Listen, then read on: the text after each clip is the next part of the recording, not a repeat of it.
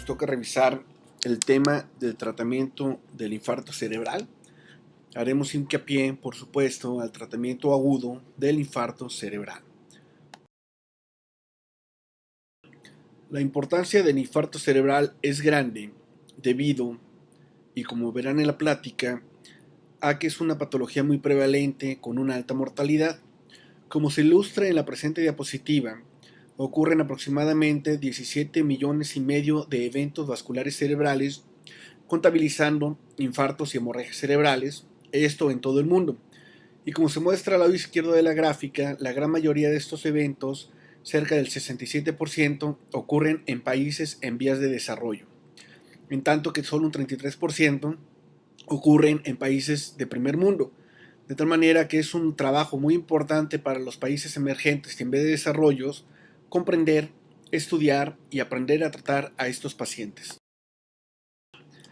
Las enfermedades catastróficas que habitualmente terminan con la vida del individuo adulto son las más importantes, las enfermedades coronarias, representando el 12.5% de los casos, la enfermedad cerebrovascular, representando el 10% de los casos, y en mucho menor índice, obviamente, las infecciones pulmonares bajas, los problemas perinatales y, por supuesto, en quinto lugar, el VIH-Sida. Anualmente en todo el mundo ocurren 55 millones de defunciones en adultos. Más del 12% están representadas por cardiopatía isquémica y el 10% de las defunciones globales son producidas por enfermedad vascular cerebral. De tal manera que la enfermedad vascular cerebral representa 5.5 millones de defunciones anuales. Si ustedes ven en la gráfica, podrán observar que 85% de estas defunciones ocurren en países en vías de desarrollo y en países emergentes como México, por lo cual es imperativo que nosotros que estudiamos medicina en México aprendamos a tratar esta patología catastrófica. En México, debido al gran interés que tenemos en la comprensión de esta patología, hemos hecho muchos estudios epidemiológicos para tratar de comprenderla. Ya hemos estudiado aproximadamente 7,000 pacientes en varios registros, iniciando la experiencia en México con el registro del Instituto Nacional de Neurología y Neurocirugía de México, seguido por el estudio René-Basque de diseño transversal, que reunió 2,000 pacientes en 17 estados de la República. Posteriormente se inició el registro del Instituto Nacional de Ciencias Médicas y Nutrición, que a las fechas actuales ya debe estar alrededor de 1,000 pacientes, y la perla de la corona, el estudio Premier, el cual, con un diseño prospectivo a un año de seguimiento, nos permitió comprender parte de la evolución de los pacientes con infarto cerebral. Algunos datos se mostrarán durante la plática. Existen diferencias epidemiológicas en cuanto a la clasificación de la enfermedad vascular cerebral, pero es importante que el estudiante comprenda que dentro del grupo de las patologías vasculares cerebrales existe la patología isquémica, que es la isquemia transitoria y el infarto cerebral, en azul, y existe la patología hemorrágica, que es la hemorragia intracerebral y la hemorragia subaracnoidea. En Estados Unidos, 80% de los eventos son de tipo isquémico, en tanto que en México, 64% de los eventos son isquémicos y 30% son hemorrágicos.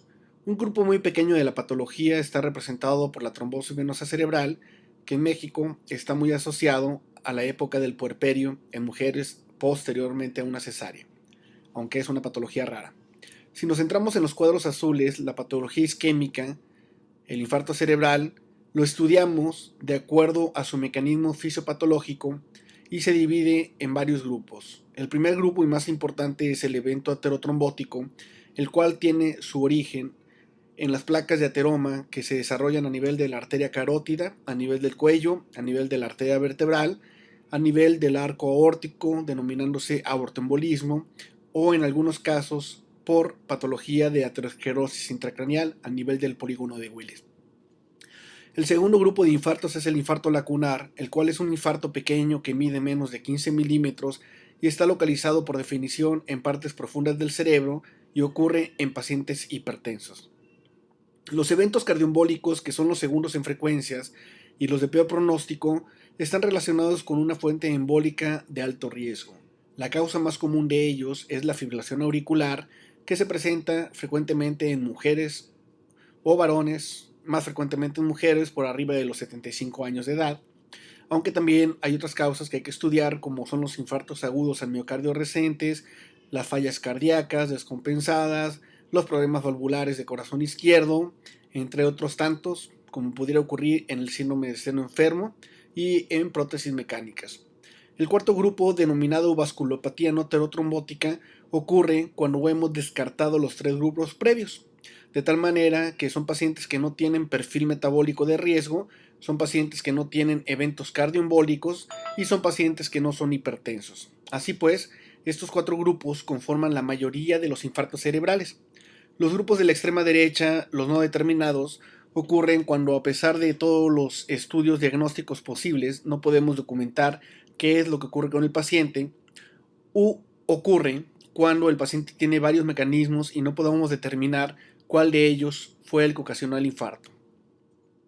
Si nos centramos ahora en las gráficas rojas, podremos identificar las causas de las hemorragias cerebrales. El grupo general se denomina hemorragia intracraneal y de estas, la más frecuente es la hemorragia intracerebral, que es el derramamiento de sangre por una ruptura arterial, y este derramamiento de sangre ocurre dentro del parénquima cerebral o dentro del cerebro. Y el segundo grupo, que es la hemorragia subaracnoidea, ocurre cuando una arteria del polígono de Willis se rompe, principalmente por una dilatación aneurismática, y el sangrado va a bañar al cerebro alrededor, localizándose principalmente en el espacio subaracnoideo y diseminándose por el líquido cefalorraquídeo. De tal manera que esta clasificación es vital, porque dependiendo la clase de evento que tengamos, va a ser el tratamiento que ofrezcamos al paciente que tenemos en la sala de urgencias. Es importante recordarles que el pronóstico de la enfermedad vascular cerebral es grave, y en especial en México, donde no hemos desarrollado los mecanismos de tratamiento adecuados, tenemos un pronóstico malo, temprano y tardío. Ustedes verán esta gráfica, que es muy importante, que es la escala modificada de Rankin, donde nos valora el paciente cómo estuvo después de un evento vascular, de tal manera que el ranking de 0 es el paciente que se recupera 100%, y en el otro extremo el ranking de 6 es el paciente que fallece. En el ranking intermedio, el 1 y el 2 son los que tienen buen pronóstico con algunas secuelas, el ranking 3 es el paciente que camina con bastón, el 4 es el que está en silla de ruedas, el 5 es el que requiere asistencia para hacer sus actividades de vida diaria y está obviamente en cama. De tal manera que esta escala nos permite clasificar el pronóstico del paciente. A 30 días, en el grupo de sujetos estudiados aquí en México, como podremos ver, 54% de nuestros pacientes tienen mal pronóstico, por lo cual a los 30 días la enfermedad es bastante grave, teniendo en términos generales en México una mortalidad cercana al 12% de los eventos.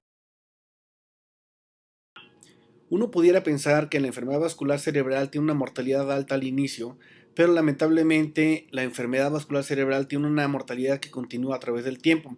En el estudio Premier de infarto cerebral nos pudimos dar cuenta que al año de evolución de un infarto, el paciente duplica la mortalidad. Si ustedes ven la escala de Rankin a los 30 días, en infartos tenemos un 15% de mortalidad y al año tenemos un 30 o 29% de mortalidad.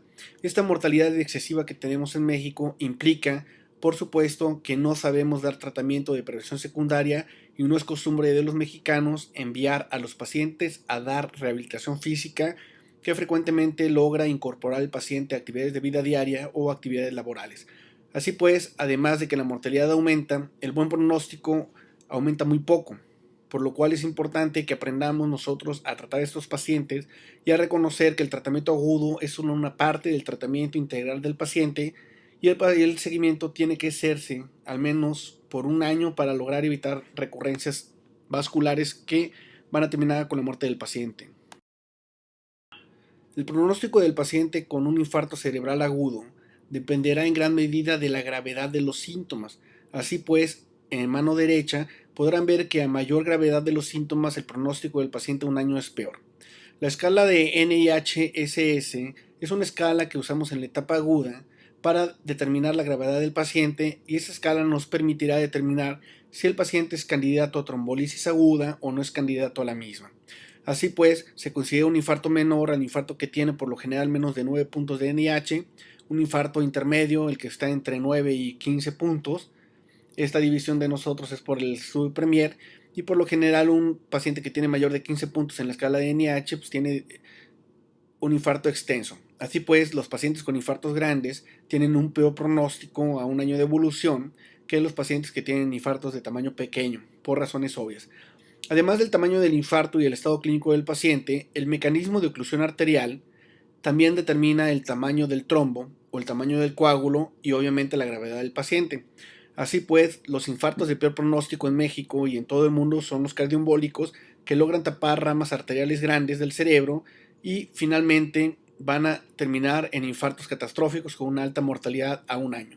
Pero además de que el tratamiento está determinado por el tamaño del infarto, la gravedad del paciente y el mecanismo fisiopatológico, en gran medida está determinado por el tipo de manejo médico empleado en la etapa aguda. Así pues, si queremos tener pacientes con buena recuperación funcional, debemos dar un tratamiento integral a estos pacientes para evitar las complicaciones catastróficas que van a terminar con la muerte del paciente. En los 90 el tratamiento del infarto cerebral era visto de manera muy negligente por los médicos porque no comprendíamos lo que sucedía realmente en el cerebro. El paciente era arrumbado en una sala de urgencias con solución glucosada y esperábamos la libre evolución del infarto para determinar el pronóstico. Con los estudios de imagen nuevos como la tomografía de emisión de positrones, la resonancia magnética y por supuesto algunos modelos animales, hemos comprendido que el infarto es realmente una emergencia y hay mucho de tejido que está dañado que se puede recuperar. Este estudio del Dr. Saber de la Universidad de California en Los Ángeles es muy interesante porque nos determina la tasa de muerte neuronal ante un infarto cerebral. Este estudio experimental fue realizado en primates y lo que hacía el Dr. Saber era ocluir la carótida. Al término de 12 horas, sacrificaba al animal y contabilizaba por patología cuántas neuronas morían por tiempo. Así pues, el Dr. Saber fue capaz de determinar que cada segundo que dura una arteria principal del cerebro ocluida se mueren 32.000 neuronas. Cada minuto se mueren 2 millones de neuronas. Después de una hora de oclusión arterial se murió 120 millones de neuronas y a las 10 horas de oclusión arterial se mueren 1 billón de neuronas. Eso es muy importante porque si recordamos, los políticos mexicanos que solo tienen 32.000 neuronas, con un segundo de oclusión arterial estarían prácticamente fritos y nosotros también. Además de que se mueren las neuronas, se mueren las fibras, que son los cables, las sinapsis, que son las que finalmente nos dan la interconexión neural, y si lo tratamos de traducir en tiempo de vida, pues sabremos que el cerebro envejece de manera muy importante. Por cada segundo que una arteria dura ocluida, envejecemos casi 9 años. Por cada minuto que se ocluye una arteria, envejecemos 31 semanas. Por cada hora, envejecemos cerca de 4 años. Y a las 10 horas de una oclusión arterial, envejecemos 36 años. Así pues, esto nos permite identificar que el evento isquémico es una emergencia médica, que mientras más rápido recuperemos el flujo cerebral o destapemos la arteria, morirán menos neuronas, lo cual se traducirá en una mejor calidad de vida funcional para el paciente. Con los estudios de imagen, como la resonancia y en esta diapositiva la tomografía por emisión de positrones, fue cuando realmente pudimos ver el concepto de penumbra isquémica en tiempo real en un paciente con evento vascular.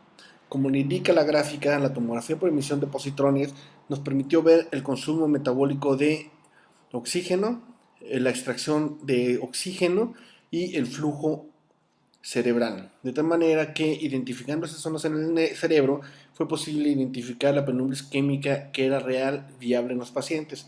Por tal, se modificó la terapéutica en el EBC y esto nos permitió a los neurólogos ser mucho más agresivos para tomar decisiones oportunas en el manejo del paciente con este tipo de eventos. La resonancia magnética es sin duda un estudio de imagen muy útil que nos permite identificar la isquemia cerebral desde los primeros minutos de que se ocluye el vaso arterial del cerebro.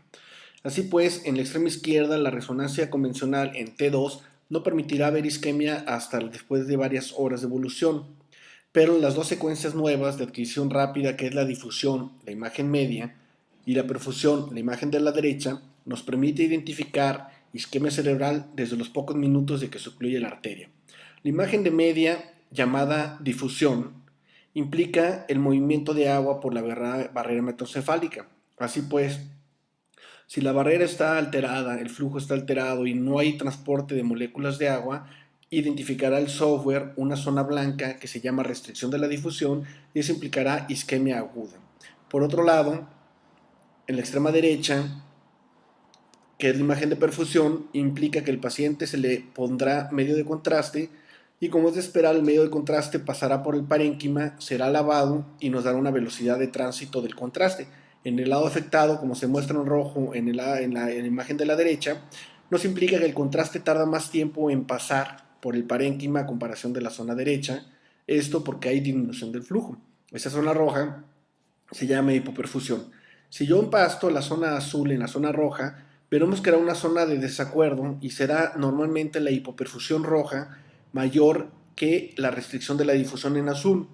Esa zona que se identifica en color amarillo se llama penumbra isquémica. Y esto lo puede ver el médico en el momento de que el paciente es sometido a una resonancia magnética a los pocos minutos de que se ocluye una arteria. Por eso es tan importante para decisión terapéutica, principalmente cuando el paciente es candidato a trombolisis intraarterial.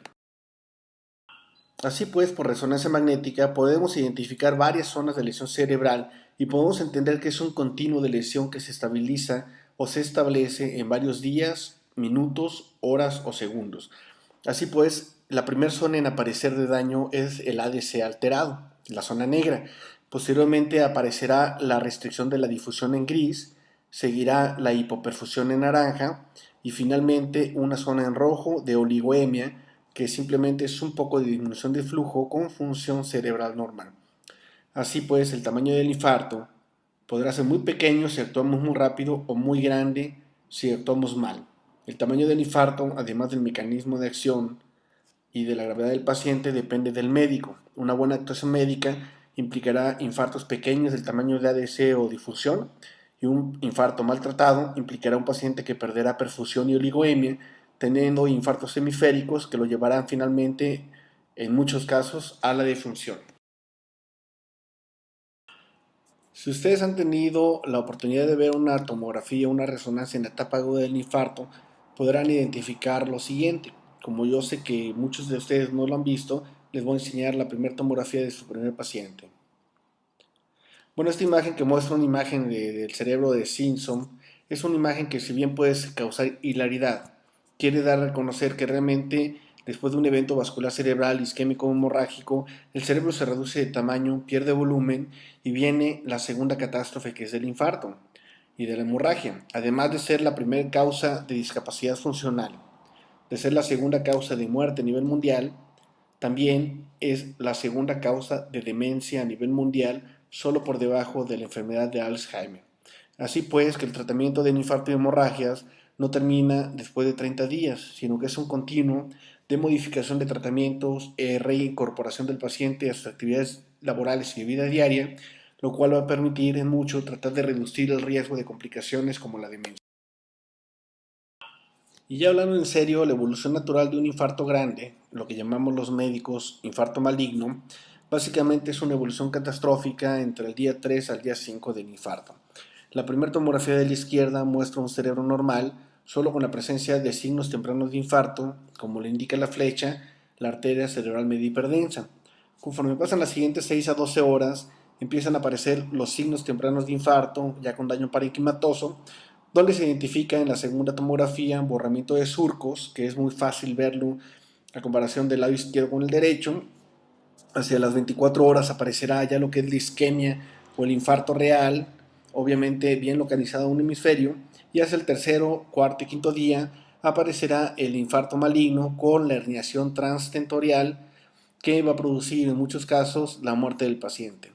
También hay que recordar que, además de que el paciente muere por el infarto cerebral y complicaciones del mismo, una gran cantidad de pacientes fallecen por complicaciones asociadas al internamiento, como son neumonías y tromboembolia pulmonar, sepsis, también inducida por neumonía, por supuesto, y por infección de vías urinarias. El tratamiento del infarto ha cambiado afortunadamente y para bien del paciente desde los años 90 hasta las fechas actuales. Anteriormente comentábamos que el tratamiento del infarto era muy malo por parte de los médicos por falta de conocimiento de la fisiopatología de la isquemia y de la hemorragia. Actualmente el tratamiento integral del infarto, que denominamos los médicos tratamiento del ictus en una unidad de EBC o unidad de stroke o unidad de ictus vascular, implica la modificación de la evolución natural de la enfermedad por varias vías. Como podrán ver ustedes en la gráfica, el abordaje integral de la enfermedad vascular cerebral implica un paso muy importante, en especial en el infarto, que es restaurar la perfusión cerebral, lo cual se hace por medio de trombolisis. Hay que limitar el daño celular, lo cual se hace con algunos fármacos, aunque estos no han demostrado totalmente ser eficientes y están en prueba. El paso 3, los cuidados generales, que denominamos los neurólogos. Neuroprotección no farmacológica es muy útil porque reduce la mortalidad un 23%. El manejo del edema cerebral en el infarto maligno, ya sabemos que hay que hacerlo agresivo con el manejo de craniotomía temprana. Tenemos que prevenir complicaciones, lo cual hacemos movilizando al paciente, aspiraciones frecuentes de secreciones, evitar la vía oral cuando hay disfagia. Lo evitamos con el uso de anticoagulantes de bajo peso molecular como Clexane. Y también, por supuesto, uso de medidas elásticas y, en algunos casos, uso adecuado de antibióticos. Prevenir la recurrencia es muy importante porque después del evento agudo, los tipos de eventos cerebrales, aterotrombótico, cardioembólico y lacunar, tienden a repetir si no modificamos los factores de riesgo del paciente. La rehabilitación temprana es muy útil porque ya sabemos también que el inicio de la rehabilitación entre los primeros 7 días hace que el paciente tenga una posibilidad de recuperación mayor, por lo cual hacemos rehabilitación temprana y la continuamos por un tiempo importante que puede llegar hasta un año, y esto logra finalmente que la recuperación del paciente sea 34% mayor. Se logran disminuir costos y, por supuesto, disminuir mortalidad, aumentando pronóstico funcional en el paciente. Esto conocido como unidades de ictus vascular. Si vemos algunos números en el estudio publicado en Stroke en el 2009 de Feng Shu, veremos que las unidades de ictus son capaces de egresar pacientes 3 a 4 días antes que una sala general o un hospital general, y esto conlleva una P significativa, de tal manera que la unidad de ictus egresa pacientes antes y, lo importante, con mejor pronóstico. Este mismo autor nos permite identificar que los pacientes manejados en una unidad de ictus cerebrovascular tienen una menor mortalidad hospitalaria a comparación de los que son atendidos en hospitales generales. Así pues, la mortalidad hospitalaria en una guardia general o hospital general es del 16.6%, en tanto que los manejados en una unidad de ictus es de 12.1%. Esto implica una reducción de riesgo de mortalidad del 30% en los pacientes atendidos en unidades de ictus a comparación de los atendidos en hospitales con guardias general. El beneficio es muy importante, pero más importante en el manejo del infarto cerebral y de la hemorragia intracerebral.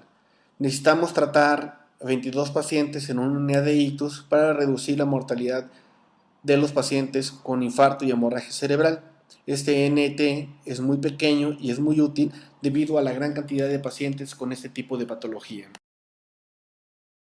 En revisiones sistemáticas se ha identificado que la reducción global de riesgo de complicaciones y muerte llega a ser tan alto como el 34% cuando se manejan los pacientes en unidades de ictus.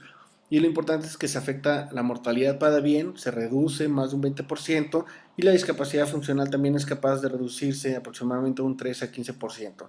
Es muy útil que nosotros promulguemos la formación de unidades de ictus cerebrovascular para la mejor atención del paciente. Cuando el paciente acude a urgencias en busca de consulta, tendremos que definir dos escenarios. El paciente que llega con síntomas focales que requería internamiento para valoración de un ictus agudo, o el paciente que tuvo eventos focales y que remitieron en el curso de los siguientes minutos u horas, que se le llama isquemia transitoria. Un paciente con isquemia transitoria es una emergencia que debemos de saber valorar adecuadamente para evitar el infarto cerebral. La escala ABCD2 nos enseña que a mayor puntaje el paciente tiene un mayor riesgo de tener un infarto cerebral en los siguientes 24 a 48 horas, de tal manera que es una escala muy útil al momento de valorar al paciente. Si el paciente tiene más de 60 años se le da un punto, si llega a urgencias y tiene una presión 140 sistólica o 90 diastólica se le da un punto. Si la clínica del paciente fue disminución de la fuerza, hemiparesia, se le da 2 puntos. Si fue alteración del lenguaje como afasia o disartria, se le da un punto. Y si es un síntoma diverso, no se le da puntaje. La duración de los síntomas es importante, y cuando los síntomas duran más de 60 minutos se le da 2 puntos. Cuando duran de 10 minutos a 59 minutos se le da un punto, y si duran menos de 10 minutos no se le da puntaje. Así también, la presencia de diabetes en el paciente le dará un punto y su ausencia no le dará puntos. La escala va de 0 a 7 puntos, y a mayor puntaje, mayor riesgo de un evento vascular. Si el paciente tiene de 0 a 3 puntos, se considera que es un paciente de bajo riesgo y ese podrá ser enviado a su casa posiblemente con una aspirina para ser consultado en el neurólogo en una cita programada. Pero ya los pacientes que tienen riesgo moderado con 4 a 5 puntos y riesgo alto con 6 a 7 puntos son pacientes que tienen riesgo alto de presentar infarto en los siguientes días, 1 o 2 días, por lo cual son pacientes que requerirán internamiento para estudio de la causa de la isquemia y poder determinar el tratamiento oportuno para evitar el infarto.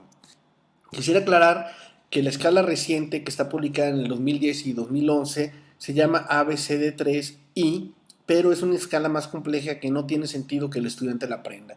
Si yo creo que aprenden la ABCD2 es más que suficiente para valorar a pacientes, porque la diferencia de una a otra escala no es demasiada. Si ustedes aprenden a usar ABCD2 es más que suficiente. Cuando el paciente ha llegado a la sala de urgencias con un síntoma neurológico focal agudo que haga sospechar al clínico en un evento vascular cerebral, debemos recordar que lo más importante es estabilizar las funciones vitales del paciente, al igual que el traumatismo y al igual que la cardiopatía isquémica aguda. Así pues, los cuidados generales serán básicos en la primera hora del paciente y esto le denominamos nosotros neuroprotección no farmacológica.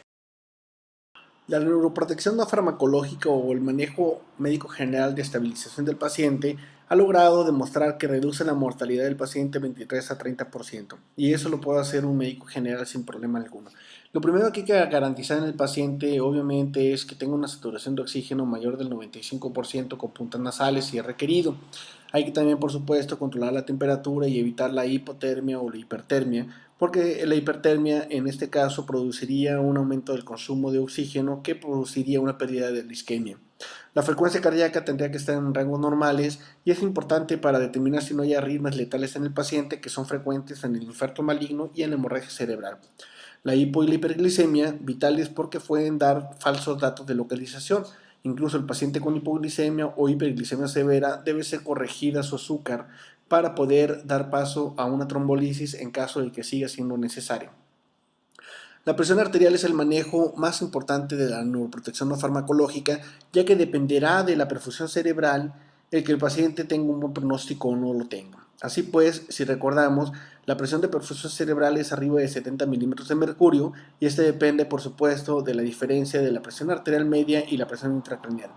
Así pues, la única manera para garantizar una presión de perfusión cerebral adecuada es tener una presión arterial media arriba de 70 y de preferencia en 80 milímetros de mercurio. El paciente con un evento agudo llega a la mayoría de las veces hipertenso, 160, 180, 200, pero es práctica incorrecta bajar la presión arterial en los primeros días porque la presión elevada en estos pacientes lo único que está indicando es que el cerebro requiere más oxígeno en el cerebro a través de un incremento en el flujo sanguíneo que dependerá de la presión arterial.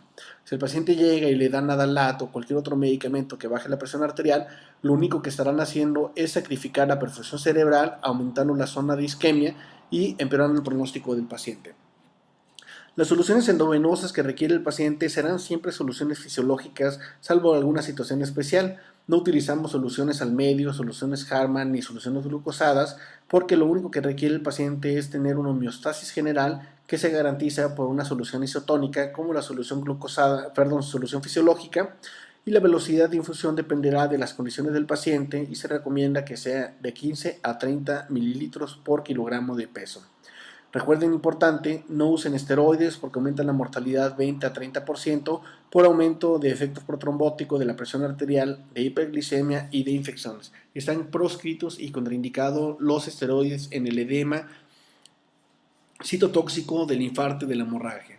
Llegan a ser útiles en el infarto, en el edema vasogénico de los tumores, pero en el EBC están totalmente proscritos. El manejo de la presión arterial es muy importante porque la presión arterial tendrá mucha relación con el pronóstico final del paciente. Como lo indica la gráfica que mostramos, tiene un fenómeno de J. Presiones arteriales bajas de 120 sistólicas, 130 y 140 parece conllevar un mayor riesgo de mortalidad, en tanto que presiones entre 160 a 180 son los pacientes que llegan a tener menor mortalidad. De nuevo, aumentando de 180 a 200, el paciente incrementa su mal pronóstico. Así pues, que sin ser un estándar de referencia, pareciera que la presión arterial adecuada sistólica en las primeras horas o días del infarto debe ser alrededor de 160 a 180 milímetros de mercurio.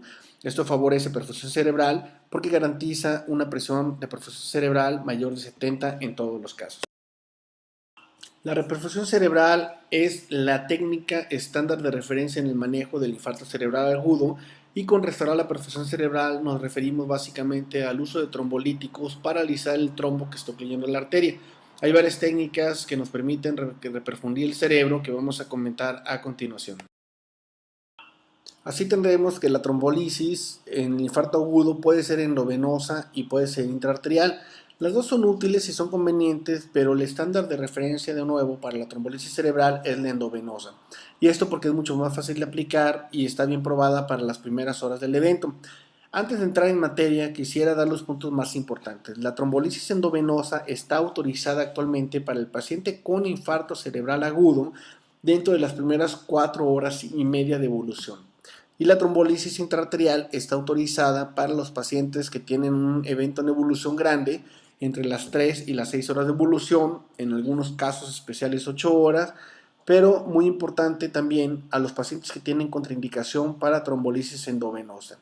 El único fármaco autorizado en épocas actuales para trombolizar el cerebro es el RTPA, que recibe el nombre de Actilice o de activador tisular del plasminógeno recombinado.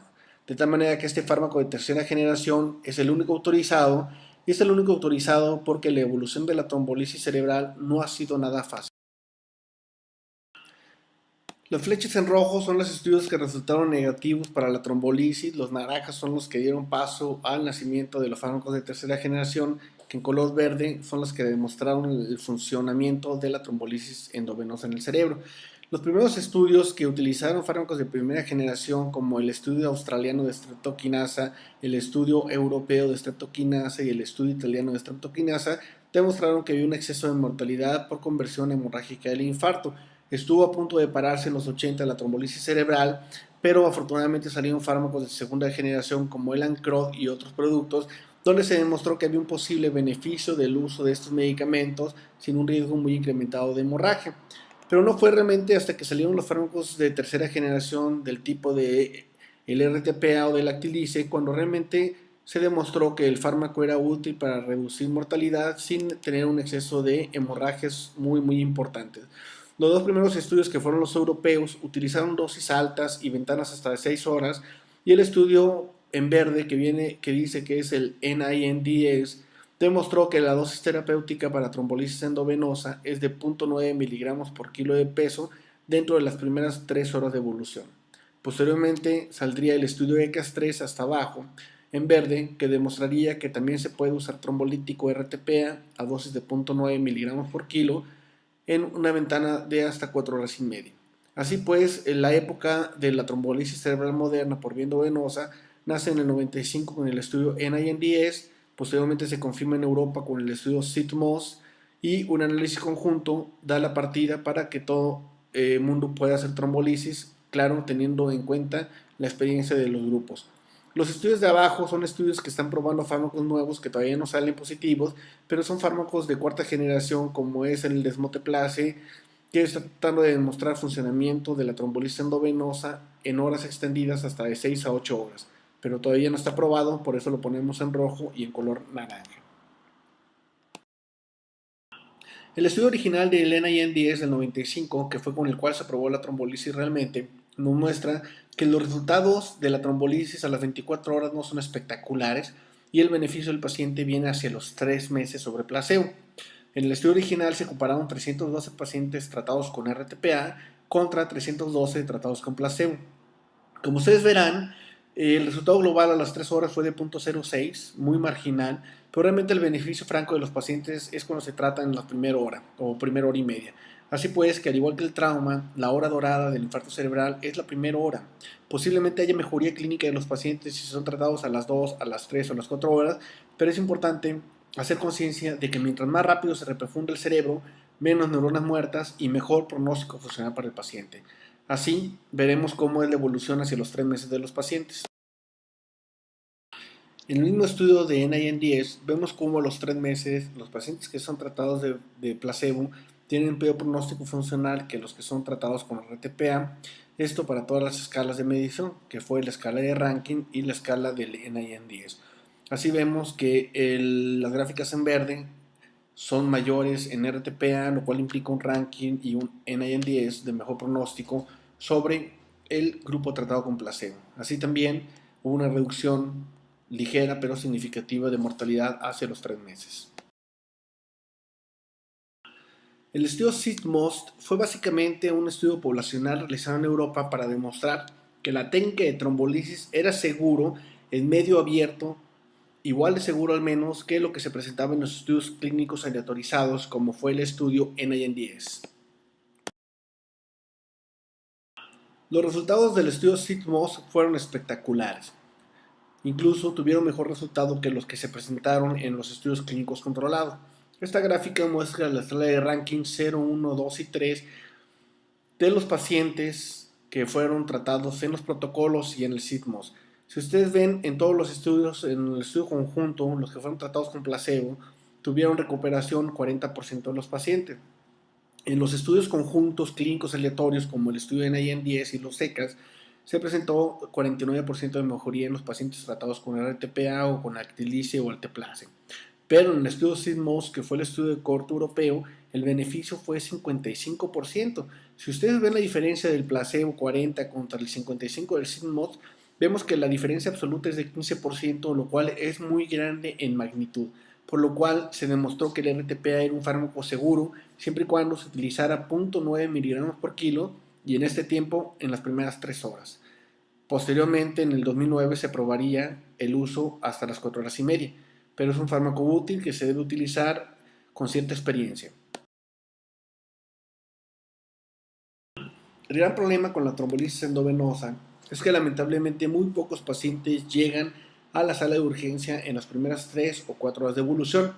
Para 2004, con la ventana de 3 horas, tan solo en Estados Unidos llegaba a 1.8% a 2.1% de los pacientes, lo cual implica que casi el 98% de los pacientes estaban fuera de tratamiento trombolítico. Eso significaba que era una técnica muy eficiente en estudios, pero con un efecto poblacional muy bajo, por lo cual se intentó hacer un sistema organizado y esto logró mejorar los números para el 2009 en los mejores hospitales de Estados Unidos hasta el 21% de pacientes trombolizados. Pero finalmente una gran cantidad de estos pacientes no son tratados debido a la ventana terapéutica tan estrecha. Este es uno de los motivos por los cuales la trombolisis intraarterial surge para tratar de utilizarse en pacientes con ventanas más amplias de la trombolisis endovenosa. Miren, esta gráfica de la doctora Kidwell es bien interesante porque mide por resonancia magnética, difusión-perfusión, qué porcentaje de pacientes tienen penumbra isquémica viable. Se puede identificar que en las primeras 3 horas 100% de los pacientes tienen penumbra viable, pero ¿qué pasa después? A las 6 horas 75%, uno de cada 4 pacientes tiene penumbra isquémica viable y pueden ser tratados, pero por técnicas diferentes a la endovenosa. Así pues, la trombolisis intraarterial, tratar de liberar el trombo dentro de las arterias por uso de medicamentos o dispositivos mecánicos, tiene su validez en estos pacientes que no pueden ser tratados. Si bien la ventana terapéutica no está tan amplia como uno quisiera, pues al menos sí podemos tomar pacientes hasta 6 horas y en algunos casos 8 horas, cosa que la trombolisis endovenosa no puede lograr porque va perdiendo eficacia y aumentando riesgo de sangrado. Así que hay pacientes para trombolisis intraarterial después de las 3 horas y trombolisis endovenosa menos de 3 horas o menos de 4 horas y media si utilizamos el criterio actual. Pero muchos pacientes siguen con tejido vivo, por lo cual es importante desarrollar técnicas nuevas de reperfusión cerebral más allá de las 6 horas. Si tomamos en cuenta los resultados del estudio ECAS-3 del 2009, podemos decir básicamente que la trombolisis endovenosa está autorizada hasta 4 horas y media. Una gran cantidad de pacientes en naranja son beneficiados por la trombolisis endovenosa, pero sigue habiendo una gran cantidad de pacientes que no son favorecidos por la trombolisis endovenosa y esos pacientes son sujetos a trombolisis intraarterial. Los fármacos trombolíticos no han dejado de evolucionar y actualmente se están probando técnicas de cuarta y de quinta generación para hacer medicamentos más seguros. Pareciera que la línea de investigación es hacia productos animales que vienen derivados de la saliva de varios animales. En el lado izquierdo, la víbora, que es de Filipina, Cayucelasma rhodostoma, tiene una saliva que es trombolítica y de esa manera mata a sus presas. Así pues, la extracción de la saliva produce un producto que se llama Ancrod y ese se ha utilizado en algunos productos. A mano derecha, el producto de la saliva del vampiro común mexicano llamado Desmodium común. Es una saliva que también tiene un trombolítico que se ha sintetizado por medio de ingeniería y ha dado un producto llamado Desmoteplasa que se está probando actualmente hasta las 8 horas de evolución. En México estamos experimentando con la saliva de un animal. El problema es que es extremadamente raro y sale cada 6 meses y además tiene tendencias partidistas. Me refiero al chupacabras. El chupacabras tiene una saliva que se llama Chupateplasa y le estamos sintetizando. La verdad es broma. Lo que sí es cierto es que se está experimentando con la desmoteplasa, que es el vampiro mexicano, y el producto desmoteplasa se está produciendo en Dinamarca, tratando de ampliar la ventana terapéutica hasta 8 horas, pero actualmente 4 horas y media a lo mucho para la trombolisis endovenosa. En conclusión de la trombolisis endovenosa, podemos decir que realmente es un fármaco muy útil en las primeras 4 horas y media. Como se muestra en la gráfica, la utilidad del medicamento es máxima cuando se aplica en los primeros 90 minutos, va decreciendo pero sigue siendo útil hasta que llega a la línea roja de 270 minutos, que son las 4 horas y media. A partir de ese tiempo aumentará el riesgo de complicaciones y no debe ser utilizado el trombolítico RTPA por vía endovenosa después de este periodo de tiempo, hasta que evidencia nueva demuestre seguridad de otro producto o con otras técnicas. La trombolisis intraarterial, por otro lado, tiene la ventaja de ser selectiva y llegar directamente al sitio de oclusión arterial, por lo cual utiliza dosis muy bajas de trombolítico por la arteria, habitualmente una tercera parte de la endovenosa. Si la intravenosa es de 0.9 por kilo de RTPA, la vía intraarterial utiliza dosis de 0.3 miligramos por kilo de peso. Otra ventaja es que se puede hacer trombolisis mecánica con uso de dispositivos y además es muy útil recordar que esta técnica logra abrir arterias en más casos que lo que hace trombolisis endovenosa. Tendríamos que continuar diciendo que la trombolisis intravenosa se utiliza en menos de 4 horas y media y la intraarterial, los criterios o las indicaciones para la intraarterial son pacientes con contraindicación para trombolisis endovenosa, como los pacientes que tienen cirugías recientes, traumatismos recientes o pacientes que tienen alteraciones de la coagulación o algún otro problema que contraindique el uso de la endovenosa y por supuesto pacientes que tienen trombos grandes o que tienen trombos después de 3 a 4 horas y media de evolución. La trombolisis intraarterial tiene la ventaja que tiene un control directo sobre el trombo y entramos por medio de una angiografía, identificamos el sitio de la oclusión, atravesamos un catéter que mide aproximadamente 1.2 milímetros, vemos que las arterias distales al trombo estén permeables, liberamos el trombolítico o usamos dispositivos y lo que queremos lograr en la mayoría de los casos es que se logre la apertura arterial como se muestra en la imagen de la derecha, pero más importante aún, queremos lograr beneficio clínico con el paciente, que es donde se presentan limitaciones con esta técnica tan impresionante. En este caso, un paciente de 5 horas de evolución se identifica una oclusión completa de la cerebral media izquierda, el paciente con una hemiplegia, una escala de NIH de 18 puntos. La oclusión se documenta en una proyección AP a la izquierda y una proyección lateral a mano derecha. Una vez que se identifica el sitio de la oclusión,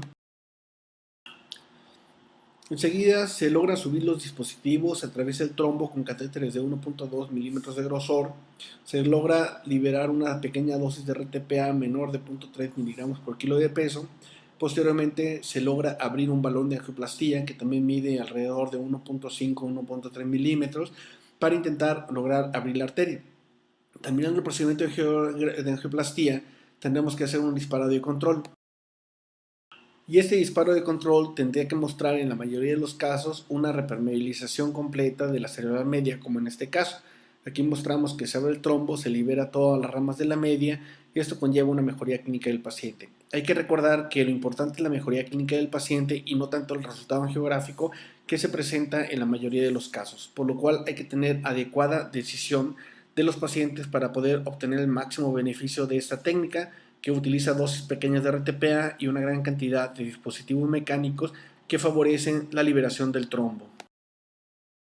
En la trombolisis intraarterial tenemos la oportunidad de usar catéteres que pueden ser multiperforados de una punta, pero que nos permiten liberar el fármaco RTPA, como le indica la imagen de la derecha, distal y en el trombo. Eso facilita la remoción del coágulo para que otros dispositivos favorezcan su liberación.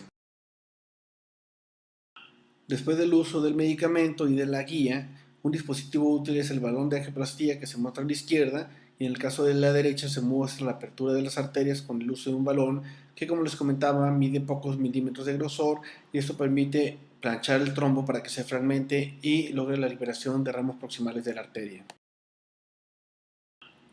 En este caso se muestra un balón inflado después de la aplicación del fármaco, y en mano derecha se muestra cómo se logra recuperar la arteria completa con un flujo cerebral adecuado. Otros dispositivos pueden ser lazos o retractores que tienen la misma función de pescar el trombo y lograr retraerlo de la circulación, por lo general aplicando un poco de RTPA previa. El dispositivo más novedoso, aprobado al menos en Estados Unidos por la FDA, es el dispositivo aprobado en el protocolo MERCI, donde se logra introducir un dispositivo similar a un sacacorcho, cuya función es introducirse dentro del corcho o del trombo, darle vueltas, enroscarlo y lograr destapar la arteria como si se destapara una botella de vino. La ventaja de este dispositivo es que se utiliza prácticamente mecánico sin aplicación de RTPA, y se ha probado en Estados Unidos para la retracción de trombos hasta las 8 horas, por lo cual es un dispositivo que pareciera que es útil en un tiempo o en una ventana terapéutica distal a las convencionales. La evidencia médica de la trombolisis intraarterial es muy vasta, pero basta con mencionar los dos primeros estudios que dieron parte al uso de la trombolisis intraarterial. El primer estudio, el estudio PROAC realizado, este demostró que las arterias se podían abrir hasta prácticamente un 70% de los casos, pero la valoración clínica del paciente no fue muy buena, por lo cual se solicitó a la comunidad médica realizar el estudio PROAC 2.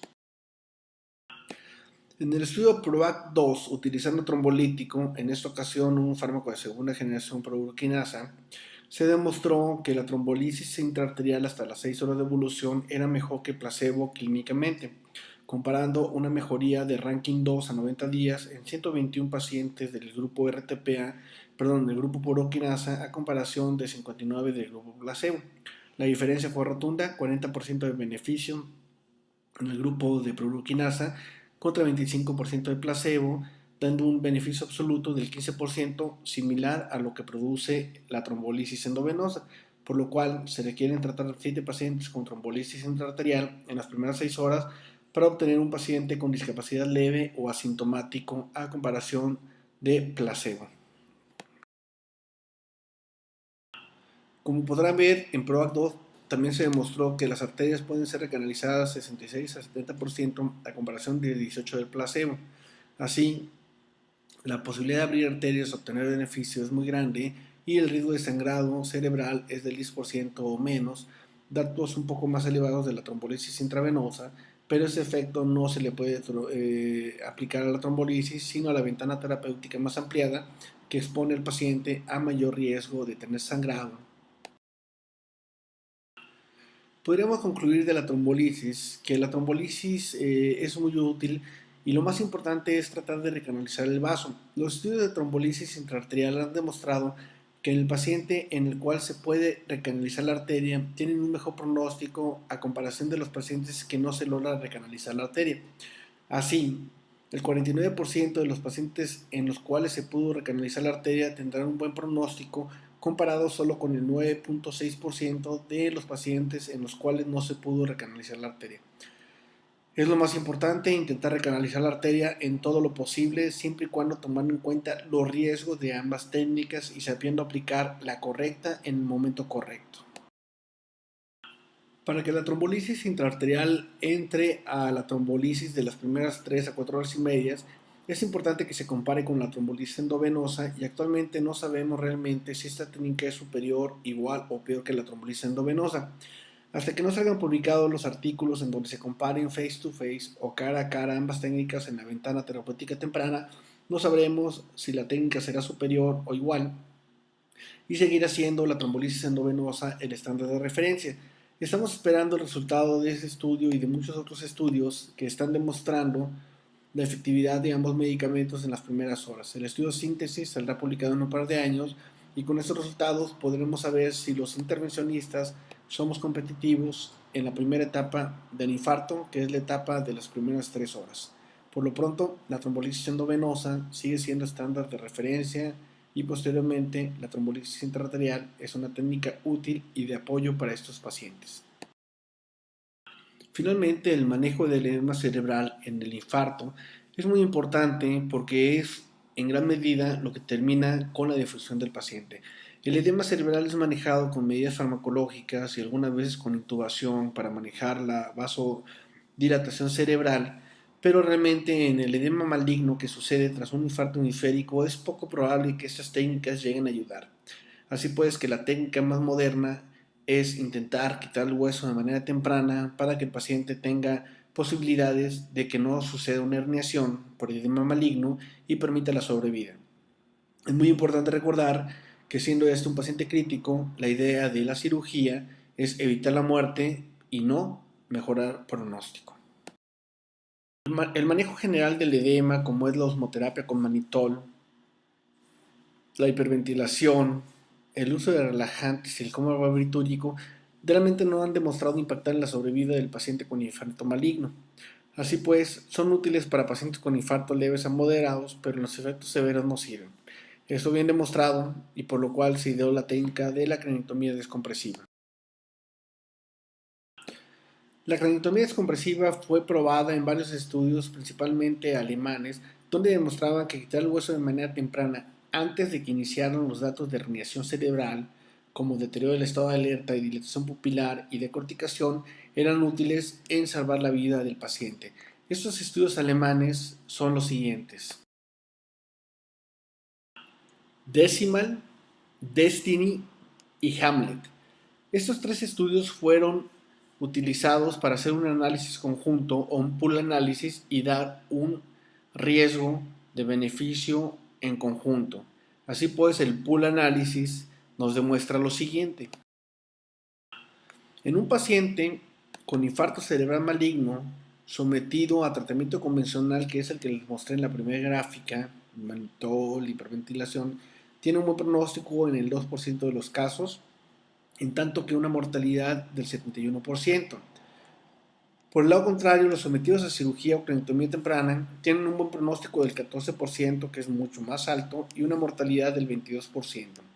La reducción absoluta de mortalidad en estos pacientes es del 50%. El NNT indica que por cada 2 pacientes con infarto maligno que manden a cirugía, evitarán una muerte y posiblemente el paciente obtenga algo de beneficio clínico. Falta definir qué dijeron los autores que es edema cerebral maligno. Para obtener estos beneficios hay que pegarnos estrictamente a los criterios de los autores. Los autores de los artículos consideran que el paciente, para tener beneficio, debe tener entre 18 y 60 años y tiene que cumplir con los siguientes criterios. Ellos definen infarto maligno cuando el paciente tiene más de 15 puntos en la escala de NIH al ingreso al hospital o antes de las primeras 45 horas de evolución, o que tiene deterioro del estado de alerta en esta ventana de tiempo, 45 horas o menos.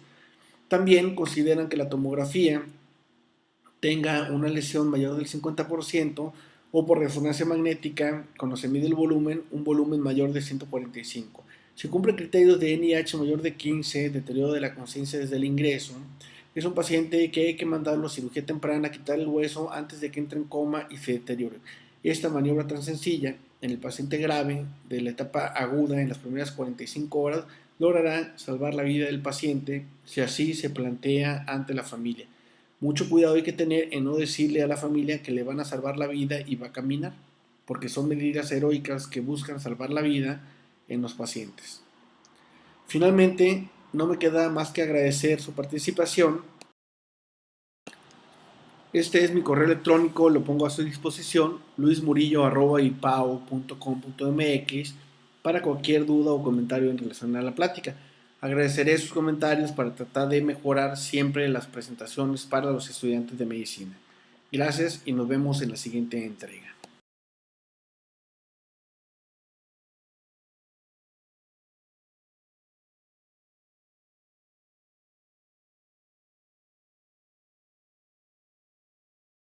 Se inició el registro del Instituto Nacional de Ciencias Médicas y Nutrición, que a las fechas actuales ya debe estar alrededor de 1000 pacientes.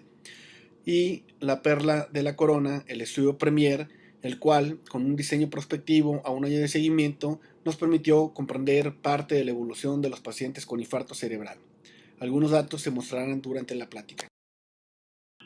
Existen diferencias epidemiológicas en cuanto a la clasificación de la enfermedad vascular cerebral, pero es importante que el estudiante comprenda que dentro del grupo de las patologías vasculares cerebrales existe la patología isquémica, que es la isquemia transitoria y el infarto cerebral, en azul, y existe la patología hemorrágica, que es la hemorragia intracerebral y la hemorragia subaracnoidea. En Estados Unidos, 80% de los eventos son de tipo isquémico, en tanto que en México, 64% de los eventos son isquémicos y 30% son hemorrágicos. Un grupo muy pequeño de la patología está representado por la trombosis venosa cerebral, que en México está muy asociado a la época del puerperio en mujeres posteriormente a una cesárea, aunque es una patología rara. Si nos centramos en los cuadros azules, la patología isquémica, el infarto cerebral, lo estudiamos de acuerdo a su mecanismo fisiopatológico y se divide en varios grupos. El primer grupo y más importante es el evento aterotrombótico, el cual tiene su origen en las placas de ateroma que se desarrollan a nivel de la arteria carótida, a nivel del cuello, a nivel de la arteria vertebral, a nivel del arco aórtico, denominándose aortoembolismo, o en algunos casos por patología de aterosclerosis intracraneal a nivel del polígono de Willis. El segundo grupo de infartos es el infarto lacunar, el cual es un infarto pequeño que mide menos de 15 milímetros y está localizado por definición en partes profundas del cerebro y ocurre en pacientes hipertensos. Los eventos cardioembólicos, que son los segundos en frecuencias, y los de peor pronóstico, están relacionados con una fuente embólica de alto riesgo.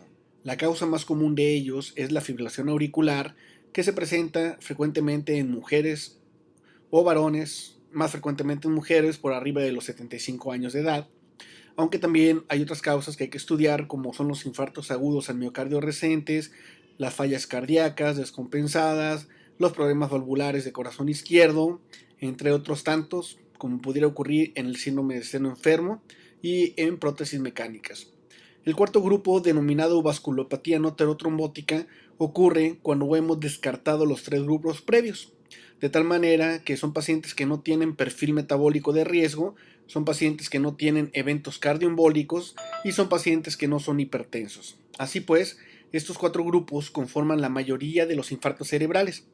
Los grupos de la extrema derecha, los no determinados, ocurren cuando, a pesar de todos los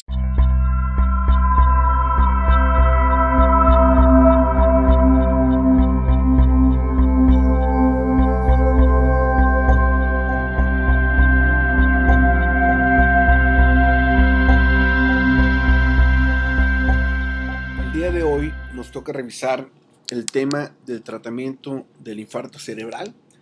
Haremos hincapié, por supuesto, al tratamiento agudo del infarto cerebral. La importancia del infarto cerebral es grande debido, y como verán en la plática, a que es una patología muy prevalente con una alta mortalidad. Como se ilustra en la presente diapositiva, ocurren aproximadamente 17 millones y medio de eventos vasculares cerebrales, contabilizando infartos y hemorragias cerebrales, esto en todo el mundo. Y como se muestra al lado izquierdo de la gráfica, la gran mayoría de estos eventos, cerca del 67%, ocurren en países en vías de desarrollo, en tanto que solo un 33% ocurren en países de primer mundo. De tal manera que es un trabajo muy importante para los países emergentes y en vez de desarrollos, comprender, estudiar y aprender a tratar a estos pacientes.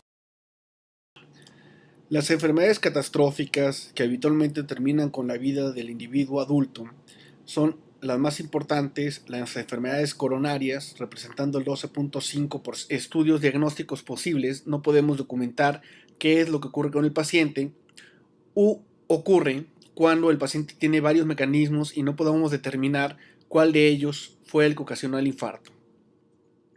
Si nos centramos ahora en las gráficas rojas, podremos identificar las causas de las hemorragias cerebrales. El grupo general se denomina hemorragia intracraneal y de estas, la más frecuente es la hemorragia intracerebral, que es el derramamiento de sangre por una ruptura arterial, y este derramamiento de sangre ocurre dentro del parénquima cerebral o dentro del cerebro. Y el segundo grupo, que es la hemorragia subaracnoidea, ocurre cuando una arteria del polígono de Willis se rompe, principalmente por una dilatación aneurismática, y el sangrado va a bañar al cerebro alrededor, localizándose principalmente en el espacio subaracnoideo y diseminándose por el líquido cefalorraquídeo. De tal manera que esta clasificación es vital porque dependiendo la clase de evento que tengamos, va a ser el tratamiento que ofrezcamos al paciente que tenemos en la sala de urgencias. Es importante recordarles que el pronóstico de la enfermedad vascular cerebral es grave, y en especial en México, donde no hemos desarrollado los mecanismos de tratamiento adecuados, tenemos un pronóstico malo, temprano y tardío.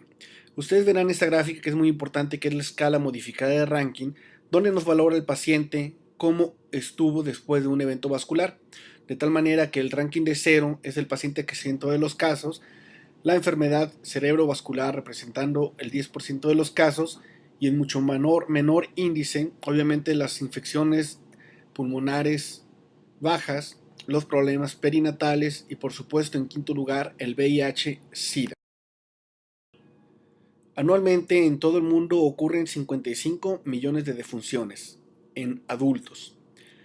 Más del 12% están representadas por cardiopatía isquémica y el 10% de las defunciones globales son producidas por enfermedad vascular cerebral. De tal manera que la enfermedad vascular cerebral representa 5.5 millones de defunciones anuales.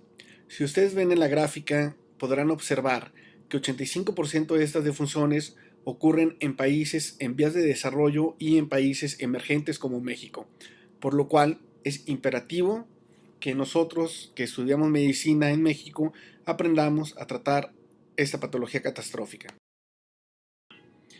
En México, debido al gran interés que tenemos en la comprensión de esta patología, hemos hecho muchos estudios epidemiológicos para tratar de comprenderla. Ya hemos estudiado aproximadamente 7,000 pacientes en varios registros, iniciando la experiencia en México con el registro del Instituto Nacional de Neurología y Neurocirugía de México, seguido por el estudio RENAME-VASC de diseño transversal que reunió 2,000 pacientes en 17 estados de la República. Posteriormente